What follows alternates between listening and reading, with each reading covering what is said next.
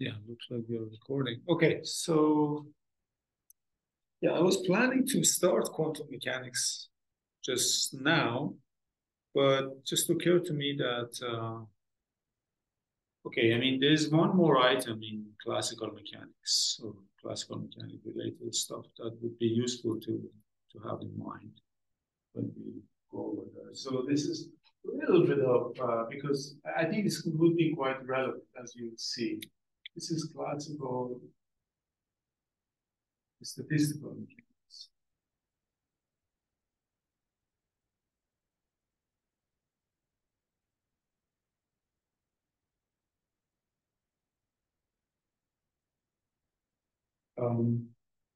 So the idea is this. So we have a Hamiltonian system.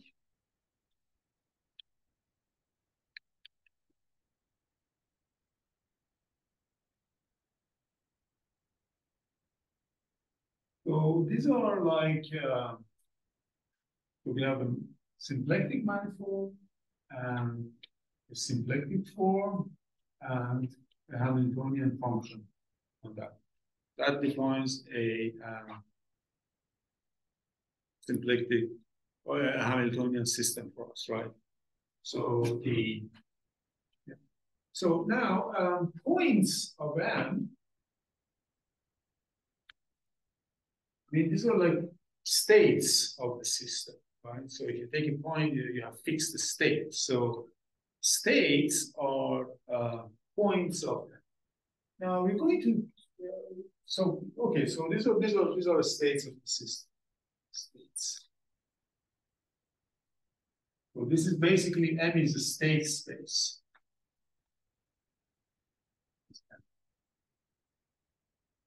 But this is classical mechanics. That's what we do, and we have equations. It shows how points evolve in time, given that age, and other things, questions of dynamics.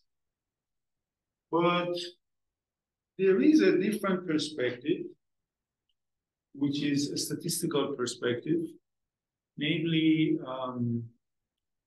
we just say, okay, imagine you want to set up such a system for a box of gas. So how many gas molecules are there? It's usually in the order of 10 to the power 23, something like Avogadro number, 6 times 10 to the power 23 or something like that. So it's just huge. So this manifold, in that case, so you have those many points of configurations and then velocity coordinates as well. So this manifold has dimension 10 to the power 23. And then we have to set up this Hamiltonian and then solving those equations. First of all, we don't have the initial conditions and we don't, even solving it is not feasible at all. So then it looks like that basically classical mechanics cannot say anything about these systems like systems of gas molecules in a box or motion of air, for example, in space, things like that. However, there are some laws that you want to account for. For example, laws of thermodynamics you want to account for. And the idea is you want to derive those laws of thermodynamics, for example, using microscopic laws, using classical mechanics. And this sort of approach gets us nowhere. It's just impossible. So in the middle of 19th century, although there was something even earlier than that, statistical ideas emerged maybe even earlier, but basically, in the middle of 19th century, Boltzmann, Clausius, and then Maxwell started thinking of bringing ideas of probability theory and statistics into the game. So the idea now is that we give up this state space, and we create a new ideal state. So this state now is a probability distribution on it, so probability measure on it.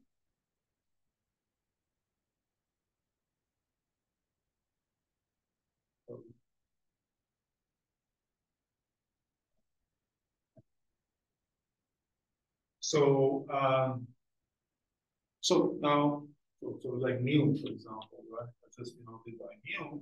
So it's a probability measure. And then notice that, so the kind of questions that you can ask, you can possibly answer, are not like the kind of questions that you pose here. For example, with this idea of a state, we cannot say where the system is at this or that time, at what point it is. We can only say what's the probability of finding the system in this region. That's all. And that would be the probability measure of that region. Okay. So, but these states that we have here are part of this, right?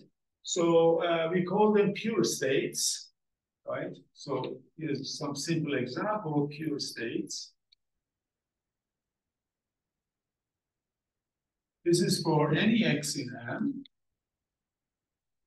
So we get this Dirac mass at x. So this is a probability measure on M.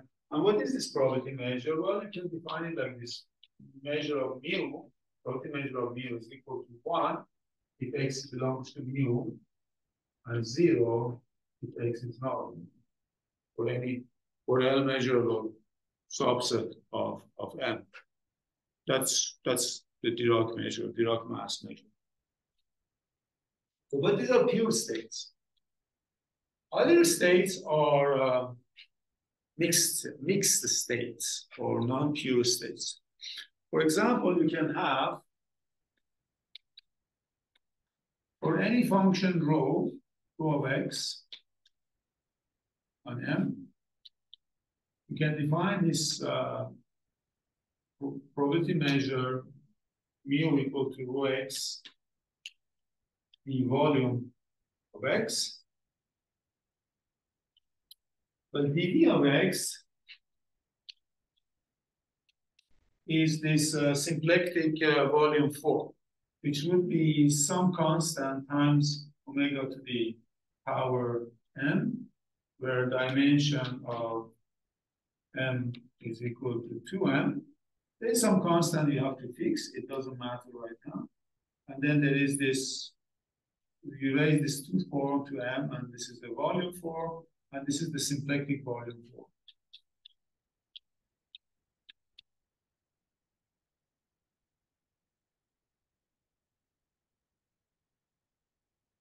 So that's the symplectic volume form. And okay, so the condition, of course, is that the condition should be that integral of rho x dv over m should be equal to 1, and this rho should be equal to 0. So these are states that have a probability density function. So this mu is absolutely continuous with respect to Borel measure on, with respect to this omega m. This measure that's defined by omega m. So, and honestly, these are kind of most interesting things. So we have this density function. Did I write anywhere density function? Maybe I said it, but so this we call it density function.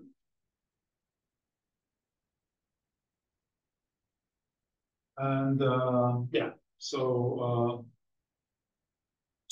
yeah, these are I mean, these are the so these are pure states, and these are general states that have a density function, and of course there are states that they don't have density function.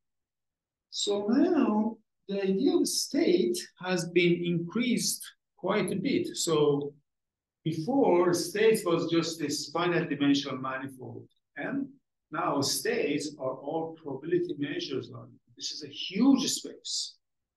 So just replace M by probability measures on it. By probability measures. Of course, this is an infinite dimensional space. This is huge. And nevertheless, so let's call it S maybe. So we are not interested in all states. Okay, first of all, these states also this sort of probability measures or this general idea of states, they also evolve in time. So, so for example, that if we have the flow of Hamiltonian vector field H, you know, from previous lecture, you see you have this Hamiltonian, then you have this symplectic gradient XH, and then we take its we find one parameter family of diffeomorphisms of the manifold, and this is the flow. So this flow acts on mu's, on moves this thing. So so basically it sends mu to mu t. And mu t is defined like this. So mu t of u is equal to mu of phi inverse or phi minus t of u. By this formula. So if you have a probability density function or just you have a probability measure, you can act on it by the flow. So this flows moves this probability measures. In other words, moves these statistical states. Now, using this idea, we can define the idea of equilibrium states. So what is an equilibrium state now? Equilibrium state is a state that does not change in time under this flow. Question. So yes. So pure state is just a direct delta function. That's what we define as pure state. That's just a point. Yeah. And any mixed state is just some positive density function in front of the ball. Even more general than that. Okay. Any probability measure on M is a statistical state. Yeah. Okay. And especially those that have a density function, means that those that are absolutely continuous with respect to, for example, pure states are not, they don't have density functions. Right. Dirac mass doesn't have a density function because it's not absolutely continuous with respect to Borel measure. The manifold. Yeah. Right. Yes. And then these mu t's, what do we call them? Okay, mu t's are like, it's like evolution of the system. So that tells you how the system statistically evolving, how the statistical distributions are changing in time. Right, but is there? I just want to know if there's a name, or do we also sometimes call them like the states as well? They are all states. They're all because it is another state. Yeah. Okay. Because if mu has probability measure 1, I mean mu of M is 1, then these are also this flow phi t acts on this infinite dimensional manifold. Right. Yeah. Okay, that makes sense. Yeah, sure.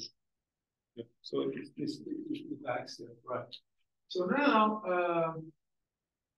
some definition would be in order. A statistical state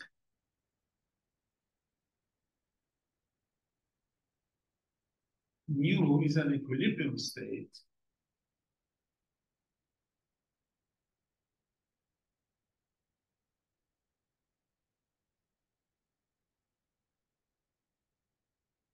if it's constant under the flow. So it doesn't move under the So if mu t is equal to mu for all t belonging to R. So it's a fixed point of the flow. It's not, does not change with respect to that. So some possible example would be this. If the limit,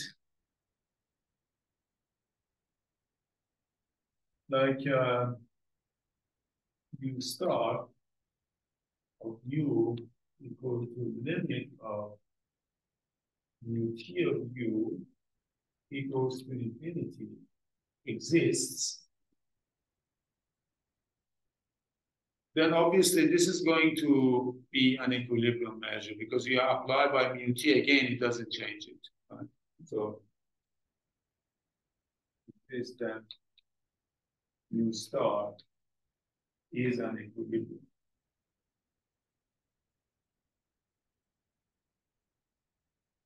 State.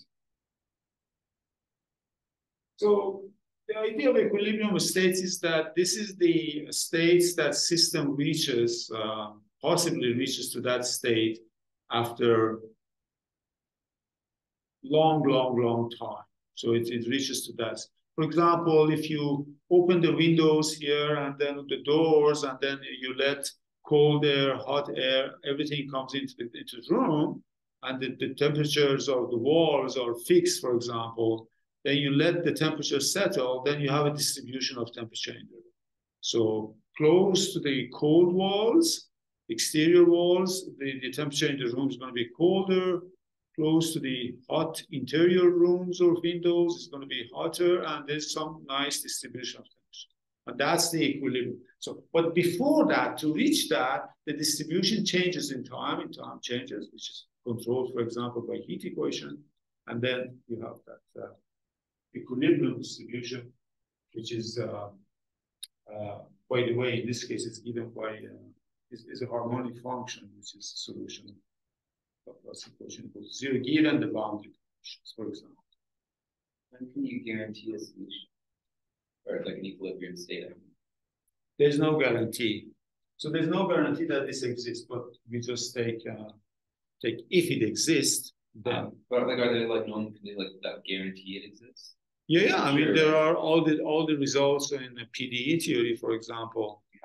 They give conditions that under those conditions solutions exist. Okay. So that's the. So now one thing I wanted to mention is this Liouville equation. Again, Liouville.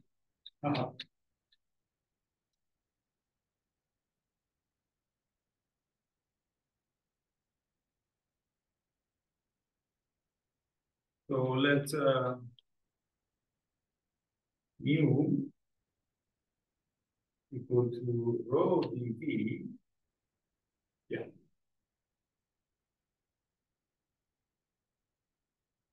And mu t equal to rho t dV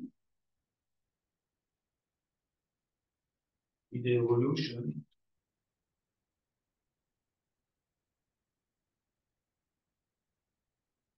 of a density function.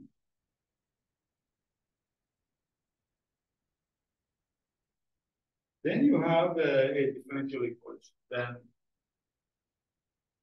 rho t dot, by this I mean d rho dt, is equal to negative for some bracket of h and rho.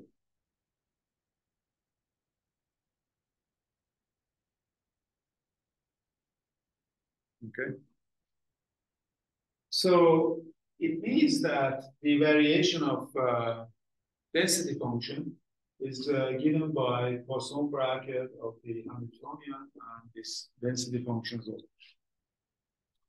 So this equation, of course, can be proved without difficulty using Hamilton's equations or using the version of the Liouville equation that I proved in the last lecture. So the proof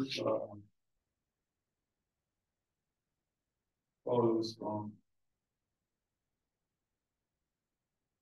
Hamilton's equation.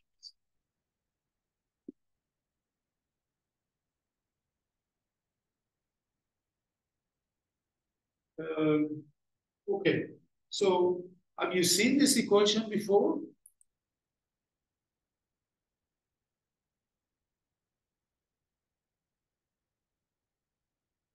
Or something like this?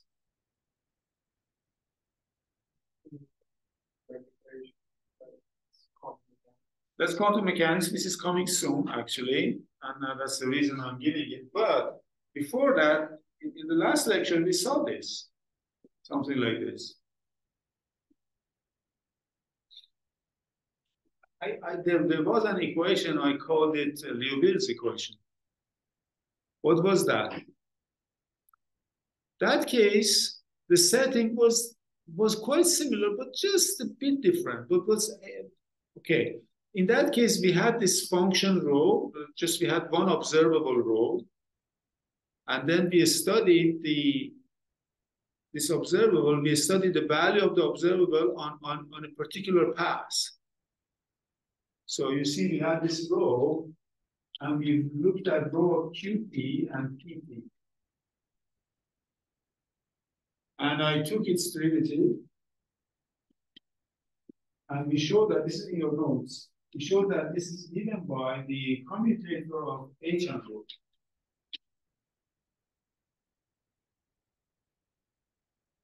We showed this.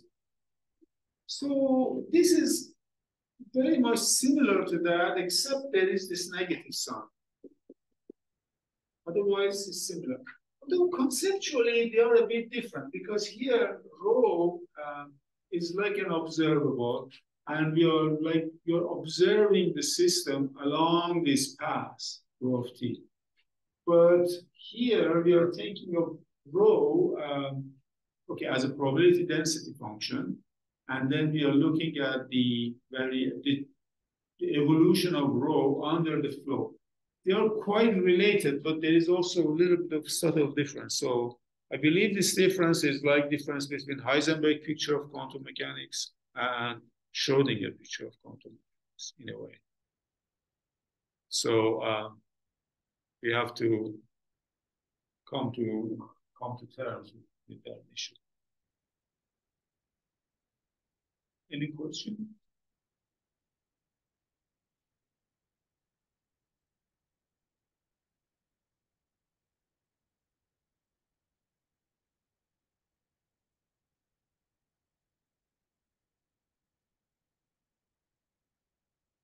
Okay, so one corollary of this then is that we know exactly what are the equilibrium states as a result of this.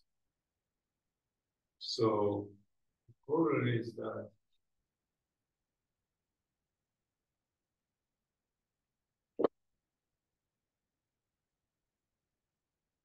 a state rho dB is an equilibrium state. So let me put it like mu equal to is an equilibrium state.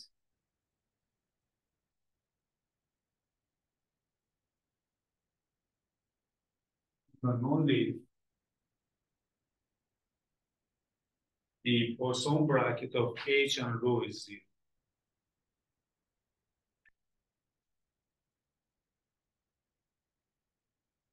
In other words, this rho, the density function, should be a kind of conserved quantity for H. Because this rho t is constant, it doesn't changing.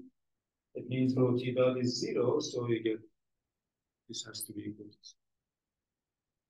0. Okay, so that's the thing. That's more or less what I want you to carry when we move to quantum mechanics, because the idea of pure states and general states, or mixed states, non-pure states, is very much like the quantum version of this, the operator theory version of this. But it's always good to have this in mind, that there is a statistical mechanical analogy is there. Maybe I will give one example of equilibrium state, which is quite important. And, e.g., equilibrium state.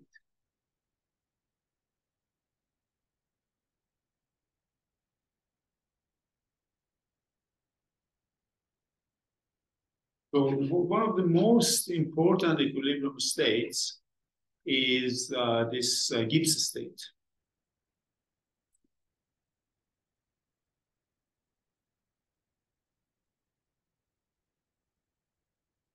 Gibbs.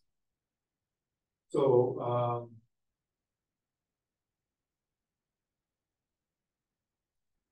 what is Gibbs state? So Gibbs state is the following state. So we have got rho of x is equal to 1 over z exponential of minus beta h of x. So this x belonging to m, and z is the partition function is equal to integral e to the minus beta h of x dv of x over m. Of course, we are assuming that this is finite. Now we are, but n is compact, symplectic manifold, or anyhow. So this is kind of finite quantity. So we just normalize this probability density function to get to this, and this is the Gibbs state. So what is beta? Beta is the inverse temperature. I mean, it's some positive number. Is the inverse temperature, and how it comes into the game. Well, this is related to the energy of the system. Okay, so Gibbs state. So what is the importance of Gibbs state? I mean, you see, in this equation, you put Poisson bracket of H and rho. Oh, by the way, let me ask you this question. So you want to have Poisson bracket of H and rho equal to 0. Can you tell me some solutions of this equation? H is given, some solutions for rho.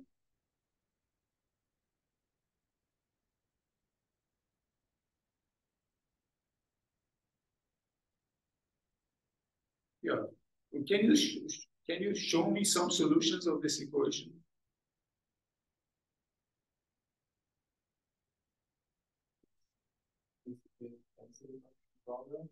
Sorry? Doesn't give you a density function problem. Well, I mean, the rho is a density function.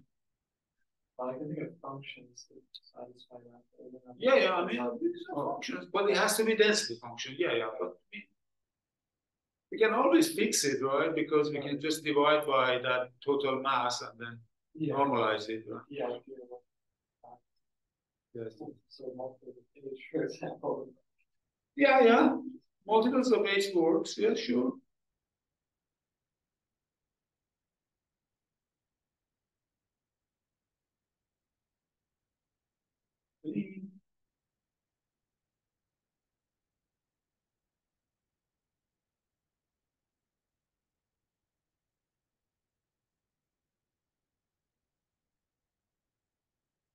You can extend that idea of multiples of H. Any polynomial in H would work. Any function of H would work, actually. Yeah, you can take, you see, this is true. I mean, for any function H, if you have any function F and a function of this, you compose H with some function, decompose with F, and post-compose, it should be called. So this is always 0, right? For all functions F.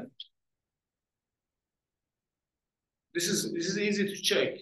You just so you can check it as a nice exercise. I mean, it's a simple exercise, but it's important exercise.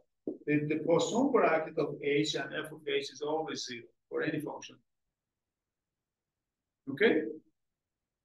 So what does this mean? It means that this equation has infinitely many solutions. It has so many solutions, so many solutions. It's just a number of solutions is huge. So number of equilibrium states are just humongous. But why this particular one has been highlighted? What is the importance of this? Why Gibbs and Boltzmann and Maxwell and maybe Clausius single this out, plus a couple of others, but not many more, just a few really. What is so important and interesting about this? Have you seen this?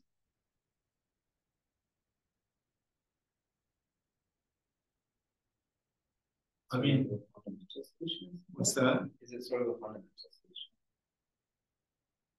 What do you mean by fundamental solution? Okay, like I mean, it reminds me of the heat equation kind of situation where the fundamental solutions are the exponential of the Hamiltonian. Yeah, that there is some connection there, right? I mean, yeah, but I mean now we are in the context of this probabilistic context. We want to understand what is the so we want to have a method to derive this by some reasonable conditions. You set some reasonable condition for yourself, and then you can derive this. I guess the question is, which of those is the most probable, right? Which of these, all these possible infinite solutions? Because if it's n to one of them, would it be one that like minimizes entropy or something? Or? Entropy is I mean, one way. This is basically. I mean, Boltzmann really came across, I mean, Maxwell also in some special cases, like distribution of velocities of gas molecules in the air. He came up with similar things, but Boltzmann saw the most general picture, and it was Gibbs who mathematically derived it from a different perspective, rather different perspective. But I will present Gibbs's argument. So what is so important about this is this principle of maximum entropy. So this, in other words, we have the following theorem.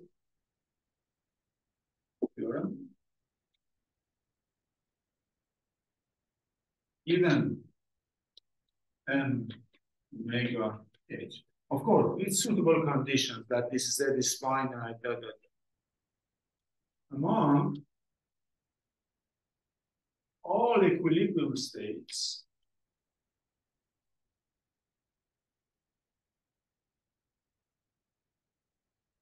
with a fixed energy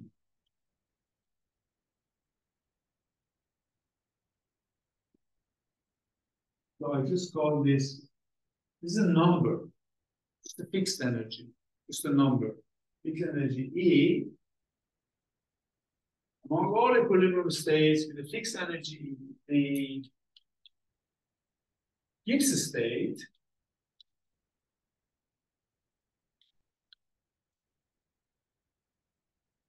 rho equal to 1 over z exponential of minus theta of x. Gibbs state is the unique state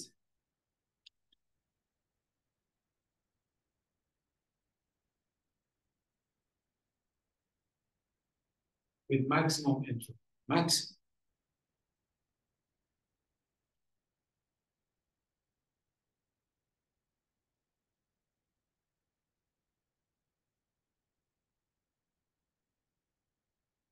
This is the raison d'être, so to speak. The reason for existence of this, and the importance of this, one of the reasons is really this. As I said, Boltzmann derived it from similar considerations, but this is very clear-cut. Thing called maximum entropy principle.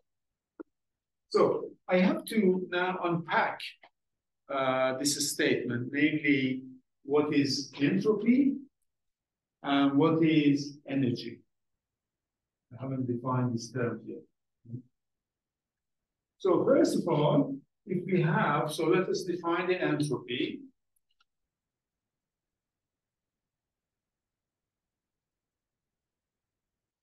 So entropy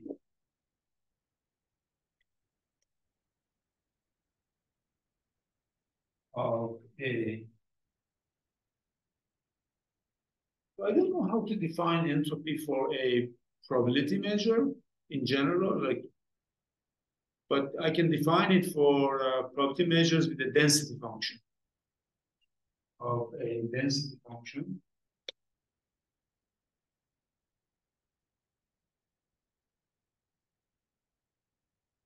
So this is S of rho is equal to minus integral rho log rho in volume dV over.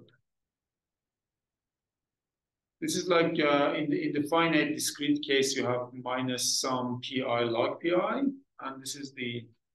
Now, the idea of this entropy is that there are many arguments and ways of understanding. I don't want to get into that. That this is the measure of our lack of information. This is not the information; it's our lack of information. This measures, S measures our lack of. That's how I want to think of it.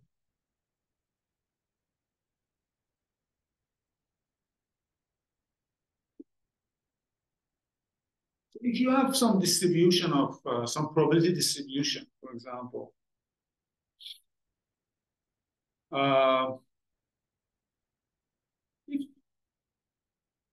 if you know that probability of this event is 1, probability of other events are 0, you know everything. There's no probability there. Your lack of information is 0. You have absolute information. However, if all events, for example, are equally probable, then you are in complete, bad situation. You don't. So your lack of information is maximum in that case. And this sort of function delivers that sort of things. When all probability PIs are equal, the entropy of that distribution is maximum, and for other ones are small. So there are a lot of discussions, also additivity of this quantity with respect to combining systems and a lot of other things. This is the measure of our lack of information or lack of knowledge or disorder. It's a measure of disorder in the system. So that's one thing we have to kind of grasp or come to terms with. The second one, what is energy? So this is energy of a state, right?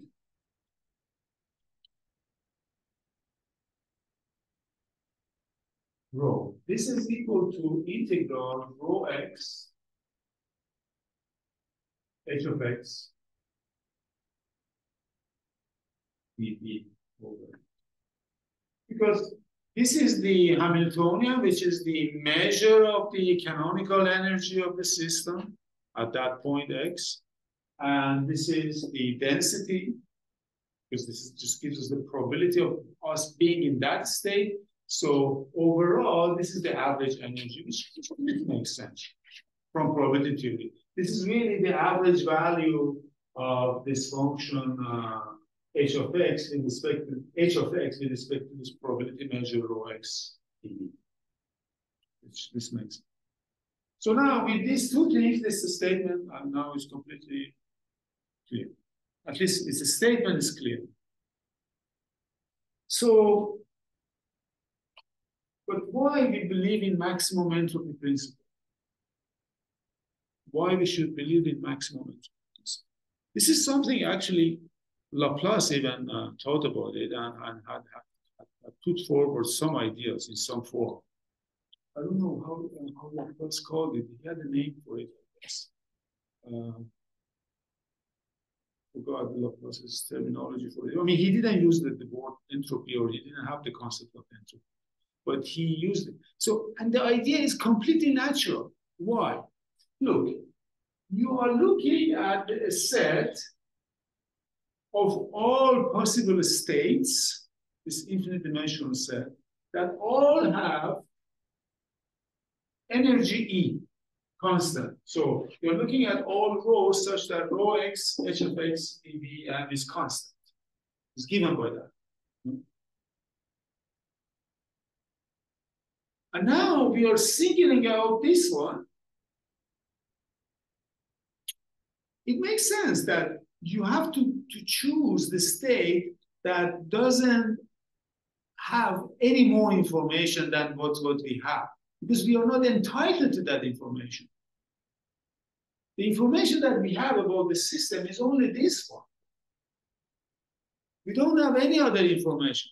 So our lack of information about that state should be maximum, subject to only one condition, this condition, that energy is fixed. So I guess we're going to set up a Lagrange multiplier problem with E as our constraint, and then, but if we had more, like if we need more quantities, then we have a different problem, right? So then yes. If you had more quantities to worry about, more averages to worry about, you would have not just beta, and then you would have beta 1, beta 2, and beta 3, and so on. Wow. That would be grand canonical ensemble and all those things. Okay.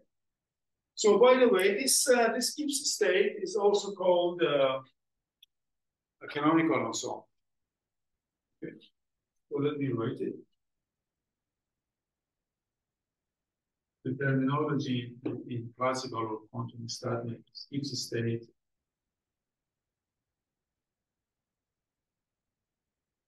is canonical also.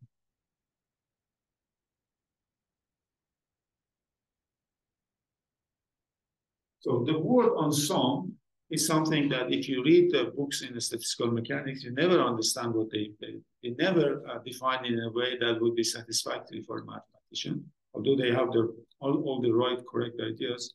But you can just say that ensemble is a probability measure. That's it. And then you'll be happy. Because even in the book of Gibbs, he has a famous book he published in 1901. In the book, he goes on into some philosophical discussions about this ensemble. I think it's related to law of large numbers, so he looks at many systems that are prepared and we do the experiment on them. But just think of ensemble as a probability measure. And that's the good. Okay, so Gibbs state, canonical ensemble, and this is the idea for the system. Question? So, is this maximum entropy principle equivalent to every microstate with that fixed energy is equally likely? Yes, I believe so. I believe so. Although that's the way Boltzmann thought about these things, these microstates and decomposing the phase space into small cells and computing volumes. Yeah, that's. I wish we could spend some time deriving it from that point, but that's really takes some time. But that's yes, exactly. That's the connection. But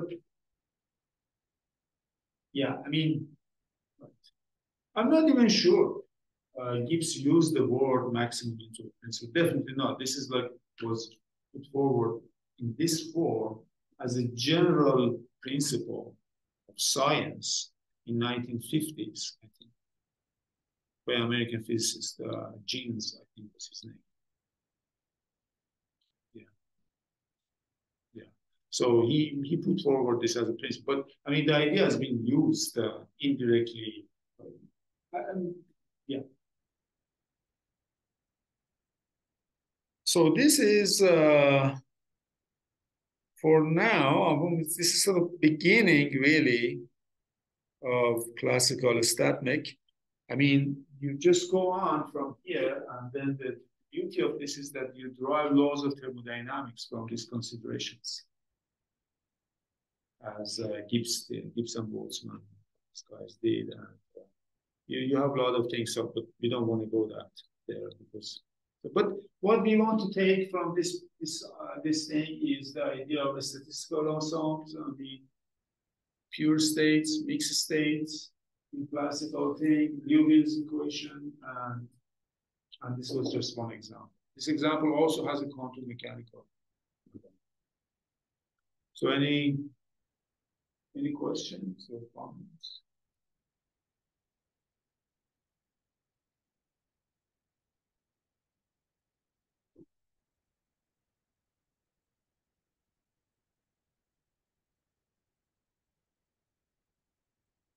So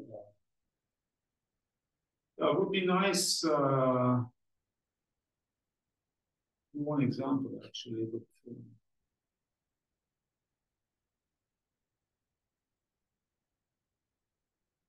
yeah. So yes, maybe we should move to quantum mechanics unless you have questions.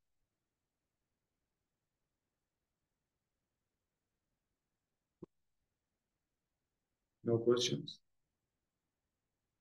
Okay, so we can move to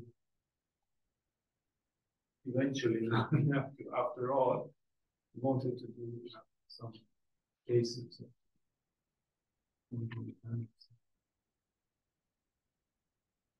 So this is quantum mechanics basics.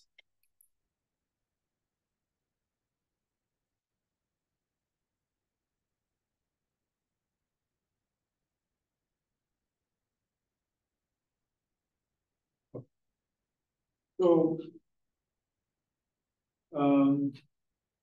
yeah, it's kind of nice to think of it in terms of axioms, basically.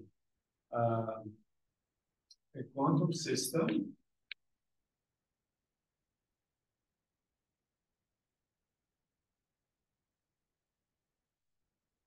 so you say you have a quantum system when you have first of all, you must have a Hilbert space.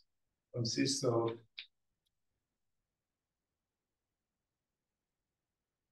so there is some axioms I just wrote, right? So this I call it axiom 0, a Hilbert space over C. There exists a Hilbert space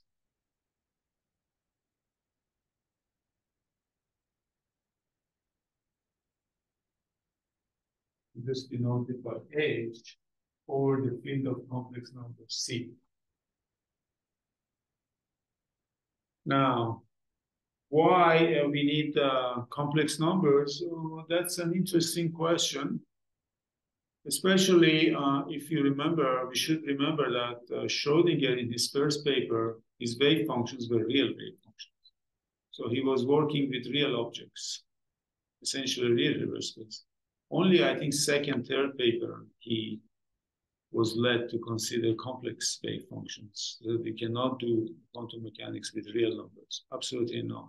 Although some people believe it can, and there has been some recent papers, but I think those are just total minority. I mean, a lot of things really, you need complex numbers.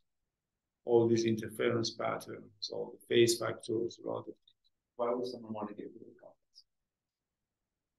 I don't know, because real numbers maybe just simpler, maybe, but I don't know. Real numbers are not simpler, actually. Yeah, more complicated, actually. Complex numbers are easier in a way, or nicer. Yeah, I don't know. Maybe it's like, oh, physical things can't be complex. Yeah, maybe. Yeah, that's right. Yeah, maybe yes.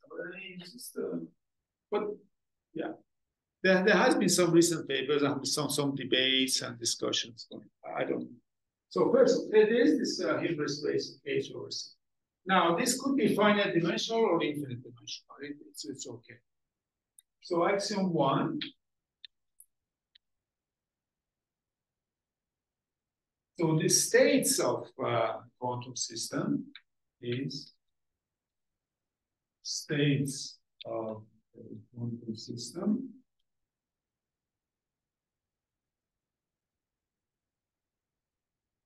These are so-called density matrices, matrices or density operators.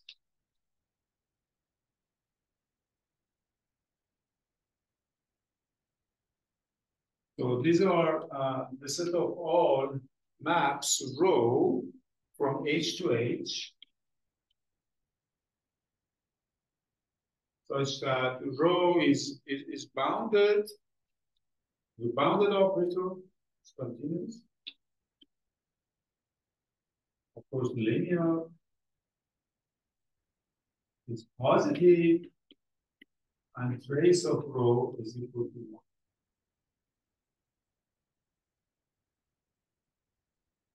These are states of the system. So states are density matrices, so-called, but we say matrix, but we mean operator. This is standard in physics. And okay, so these are bounded linear operators that are non-negative, and trace of rho is equal to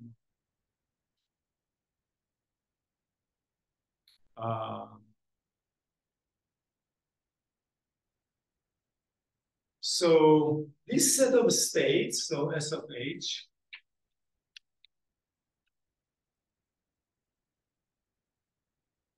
set of the states of the system.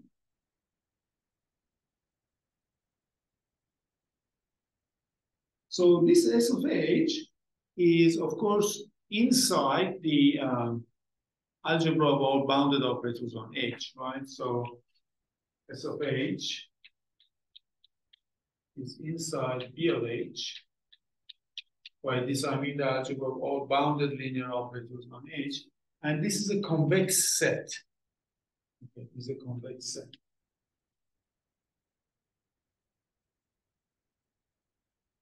You see why this is convex? Because if you have two states, rho 1 and rho 2, if you take the convex linear combinations, it's going to be another, again, a state, right? T1, rho 1 plus, T rho 1 plus 1 minus T rho 2, T. If you do this sort of convex combinations of two states, you're going to get another state. That's clear. It's again inside S. Okay, so now this is a set. You're going to see this set actually in one case. See how it looks like in one case. But in general, that's going to be hard to see its geometry, how it looks like. Okay, now the definition, the state,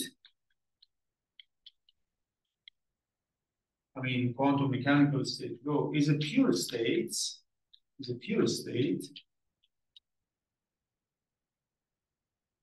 If rho is a rank 1 projection, a rank 1.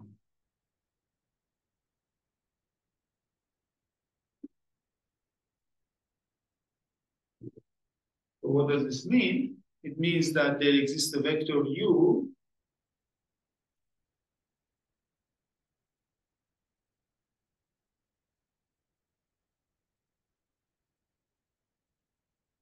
rho is equal to projection operator on u.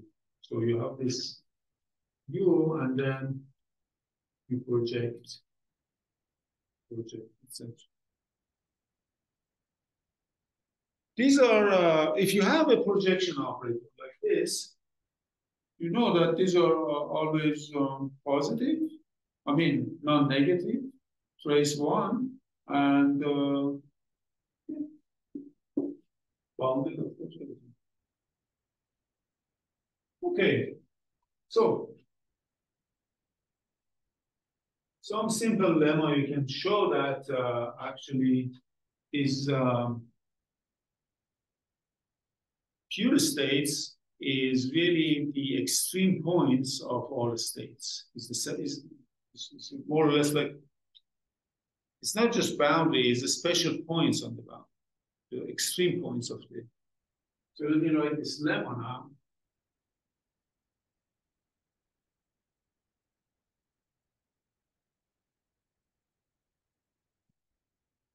Yes. Here, in 0, you don't have a separability condition on open space? No, we don't. No. So, although some people say life is too short to consider non-separable hyperspaces, but they come along. I mean, they actually, like some Fock spaces you want to consider, they are not separable, I believe. Some of them are. But they come here and there. So I don't see any philosophical reason not to consider, honestly.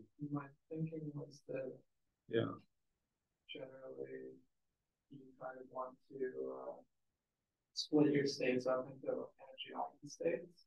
And when you don't have separability, that's guaranteed.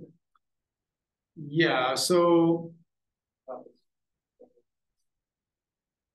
we postulate those possibilities that if this exists. I mean, but the spectral theorem is true for all hyperspaces, and that's what you need to go on. You know what I mean?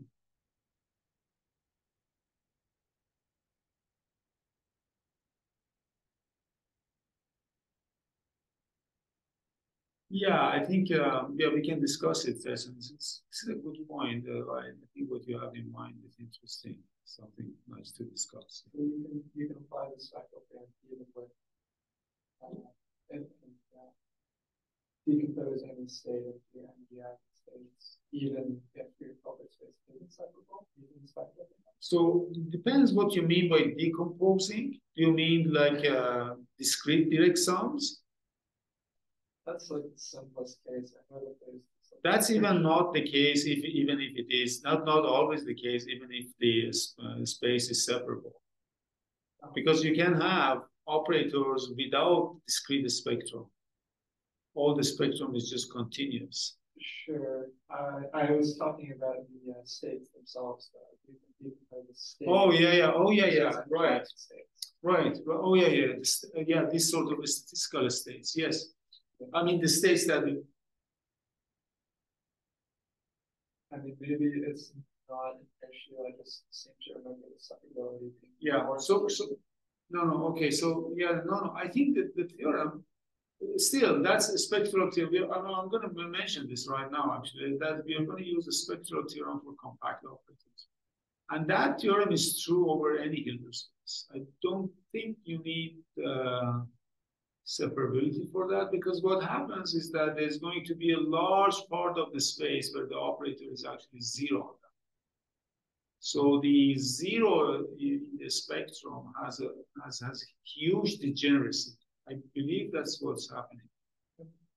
So it doesn't stop us. But now I understand your question. I think that's an excellent question. We can discuss it. I'll read up a bit. Yeah, sure. Yeah, that's a good point. Yes, it's a very good point. Question? All right. So then. So do you see now the similarity with this between this and classical mechanics, classical statistical mechanics?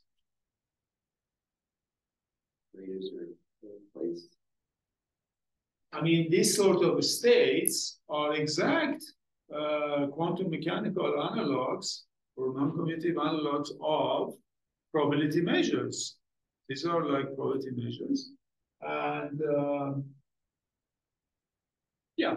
So far. And then pure states, these are like rank 1 projections in this case. In that case, it's just 1 point points. Correspond to those Dirac masses in that case. But anyhow, let me just write this simple lemma before we.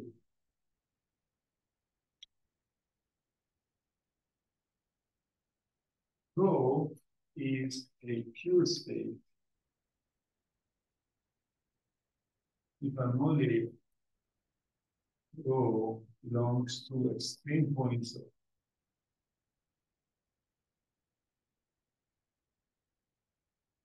We have two definitions of pure states now. Either they are extreme points or they are just extreme points of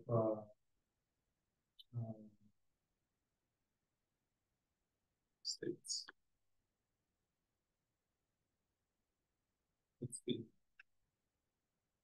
It is a little bit of proof, but that's not too bad. Okay, so now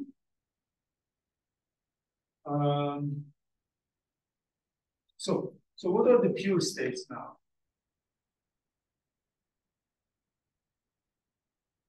So these are the set of all PUs, projections of rank 1.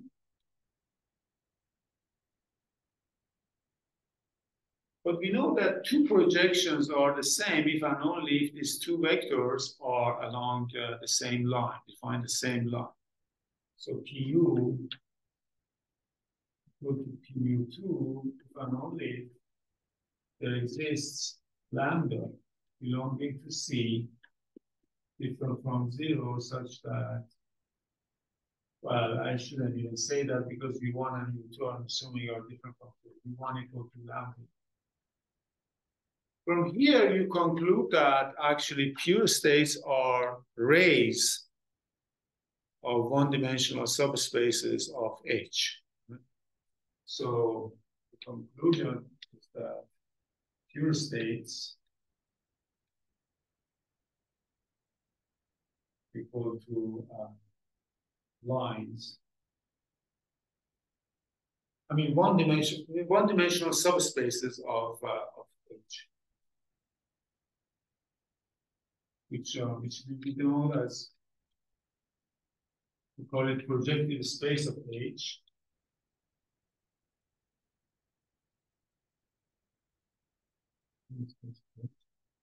This is the set of all one-dimensional subspaces of H. This is the set of all one-dimensional subspaces of H.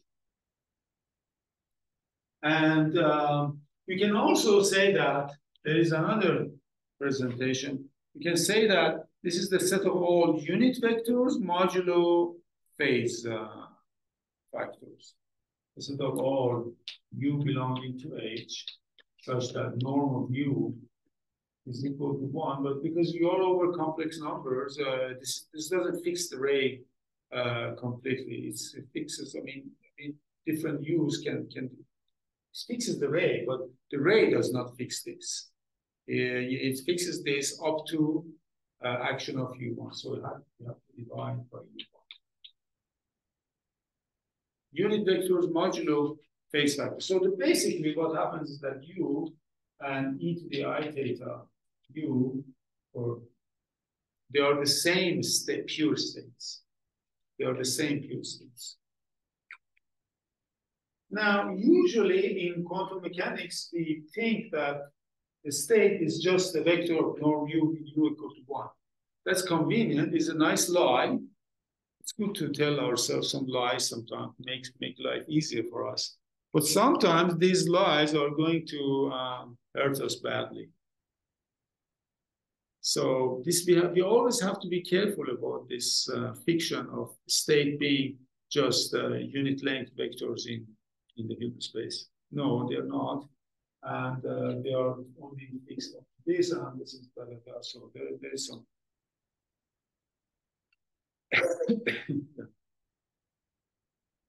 So we have some rough idea what are the. So what about? So these are pure states. What about non-pure states? So non-pure states are called mixed states.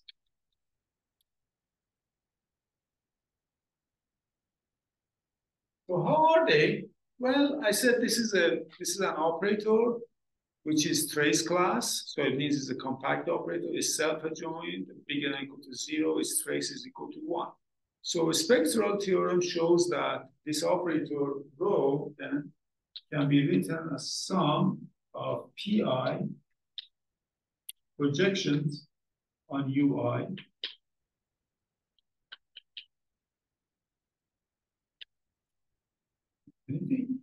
So these UIs are a system of. So these are this is some orthonormal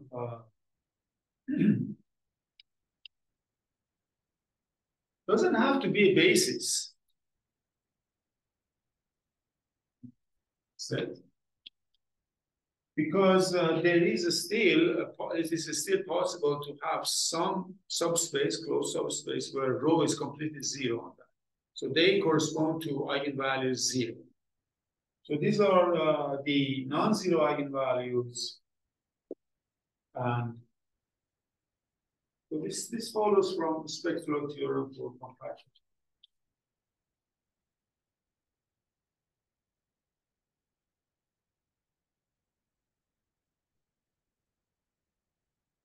Now, so your question is, does the spectral theorem for compact operators hold in the non-separable case? I believe so, but I have to check. I believe this is okay. Remember reading the online, but he really wants to specialize the case. The space is really finite and separable. Big deal about it. Oh, is that Not every infinite dimensional space that appears in quantum mechanics. Well, that's true, because they have different. If they're separable, they're isomorphic as Hilbert spaces. Yeah, Hilbert dimension fixes the Hilbert type of this, but if not separable, then they're not. Yeah, that's not true. That's true. That's true. But maybe that's just the same. I don't want to say. Yeah, we have to discuss that. Yes. Okay, so that's so. How can we write this then? Well, that's what it is. So now the sum of PIs have to be equal to 1.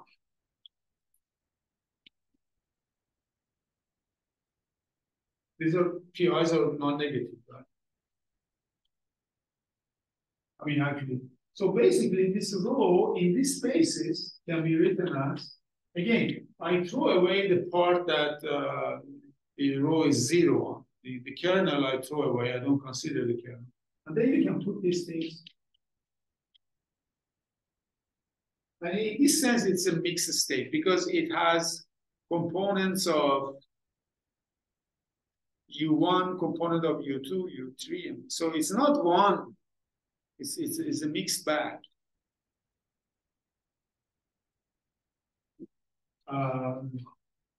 Yes.